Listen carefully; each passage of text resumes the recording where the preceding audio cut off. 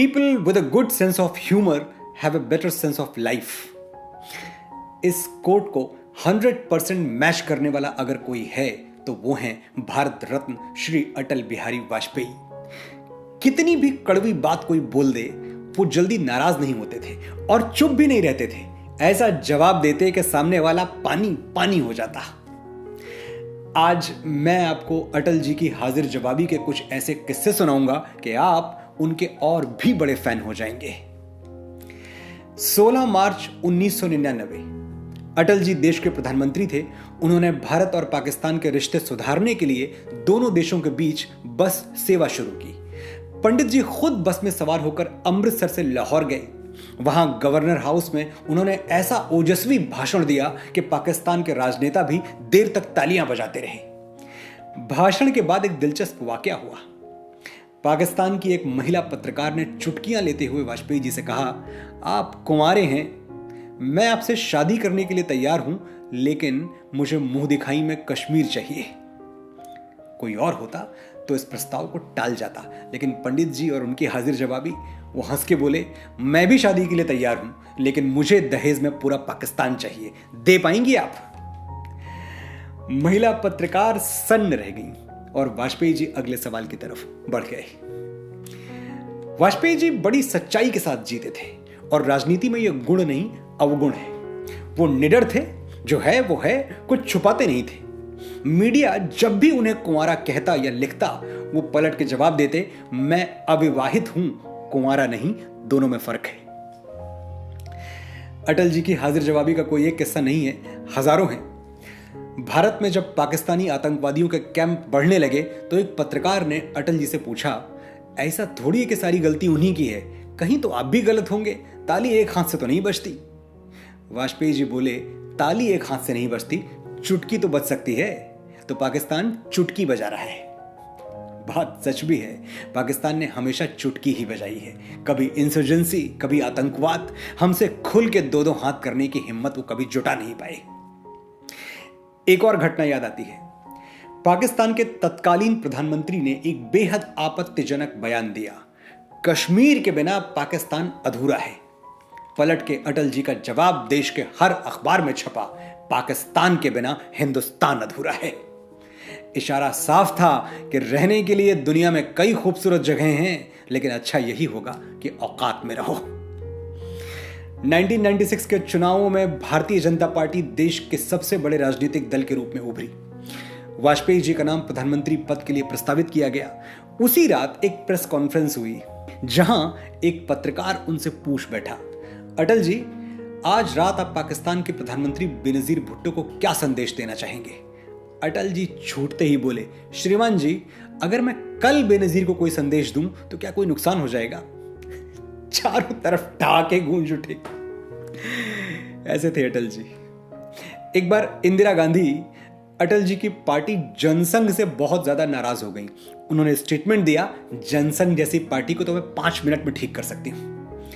अटल जी तक बात पहुंची तो एक लंबी सांस खींच के बोले, अरे 5 मिनट में तो इंदिरा जी अपने बाल नहीं ठीक कर सकती, जनसंघ को क्या ठीक करेंगी? एक और महिला राजनेता का किस्सा याद आया, ममता बनर्जी। ममता जी अटल जी की सरकार में रेल मंत्री हुआ करती थी। उनका गुस्सा तो हम सबको पता ही है। अभी कुछ दिनों पहले प्रधानमंत्री श्री मोदी के सामने कोलकाता में हजारों की भीड़ में उनका जो गुस्सा फटा, वो हम सबने टीवी पर देखा। दीदी के यही तेवर अटल जी के जमाने में भी थे। बात बात पर नाराज हो जाया करती थी। फ्लाइंग ऑफ द हैंडल वाला जो मुहावरा है, एकदम फिट बैठता है उनपे। एक बार बात हद से ज्यादा बिगड़ गई। अटल जी देश के प्रधानमंत्री थे, लेकिन एक महिला राजनेता के लिए उनका सम्मान देखिए। खुद जा पहुंचे ममता जी के घर कोलकाता उन्हें मनाने। संयोग से ममता जी कोलकाता में थी नहीं। वाजपेयी जी उनकी माता जी से मिले और बोले, माता जी, आपकी बेटी बहुत शरारती है, बहुत ज्यादा तंग करती है। कुछ दिनों बाद जब ममता जी लौटी तो उनकी माता जी ने वाजपेयी जी की कही हुई बात अक्षरशः दोहरा दी, आपकी बेटी बहुत ज्यादा तंग करती है, बहुत शरारती है। हिमालय जैसे महान एक व्यक्तित्व से ऐसी सरलता की उम्मीद ममता जी ने कभी नहीं की थी। वो पिघल गईं और उसी पल उनका पूरा गुस्सा हवा हो गया। एक बार उनके मुखर विरोधी रामविलास पासवान जी ने कहा, बीजेपी बहुत राम की बातें करती है पर उनमें कोई राम है नहीं, मेरा तो नाम ही राम है, रामविलास। अटल जी ने मुस्कुराकर जवाब दिया, पासवान जी, हराम में भी राम ही होता है। सरदार खुशवंत सिंह, उन्होंने एक कॉलम में लिखा, अटल जी आदमी तो अच्छे हैं, बस एक बुराई है कि गलत पार्टी में है। अटल जी से रजत शर्मा ने इस बारे में पूछा तो उन्होंने बड़ा सधा हुआ उत्तर दिया, अगर मैं सचमुच में अच्छा आदमी हूं तो गलत पार्टी में कैसे हो सकता हूं, और अगर मैं गलत पार्टी में हूं तो अच्छा आदमी कैसे हो सकता हूं। अगर फल अच्छा है तो पेड़ खराब नहीं हो सकता। कितनी सच्ची बात है, अगर फल अच्छा है तो पेड़ खराब नहीं हो सकता।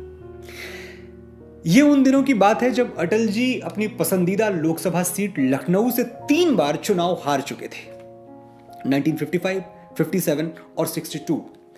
फिर बहुत लंबे अंतराल के बाद वापस लखनऊ आए 91 में। मुझे याद है उन दिनों मैं 10वीं में पढ़ रहा था। सवेरे सवेरे घर पे अखबार आया तो पहले ही पन्ने पर अटल जी का भाषण छपा था। आप लोगों ने क्या सोचा था कि मुझसे पीछा छूट जाएगा? ये होने वाला है नहीं। उन्होंने सूरदास को कोट किया, मेरो मन अनत कहां सुख पावे, जैसे उड़ी जहाज को पंछी पुनि जहाज पे आवे। लखनऊ मेरा घर है और मेरा नाम अटल है, देखता हूं आप कब तक मुझे सांसद नहीं बनाते। ऐसे अपनेपन को लखनऊ वाले भला कैसे नकार सकते थे। अटल जी भारी बहुमत से जीते और जीवन के अंतिम चुनाव तक लगातार लखनऊ से जीतते रहे। अटल जी के जन्मदिन पर 25 दिसंबर को मैंने जो एपिसोड किया था वो मेरे चैनल पर सबसे ज्यादा देखे जाने वाले वीडियोस में से एक है। अगर आपने अब तक नहीं देखा तो लिंक नीचे दे रहा हूं, जरूर देखिए।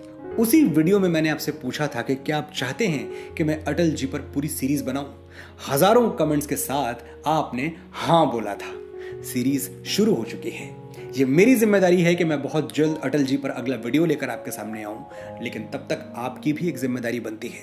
इस वीडियो को शेयर करें, इतना शेयर करें कि आने वाली पीढ़ियों को अपने हीरोज 7 समंदर पार न खोजने पड़े। उन्हें मालूम होना चाहिए कि भारत की मिट्टी ने अटल पैदा किया था और पूरी दुनिया में अटल जैसा व्यक्तित्व, वैसी बुद्धिमत्ता, वैसी मेधा, वैसा आकर्षण और वैसा प्रभाव किसी और में नहीं। कई उपहार दिए हैं हमें प्रकृति ने, लेकिन एक उपहार है जो सब पे भारी है। ये अकेला देश है जिसके पास अटल बिहारी है। उन्हें 2 बातों पर हमेशा गर्व रहा, भारत भूमि में जन्म लेने पर और हिंदू होने पर। अटल जी अपना परिचय कुछ यूं दिया करते थे,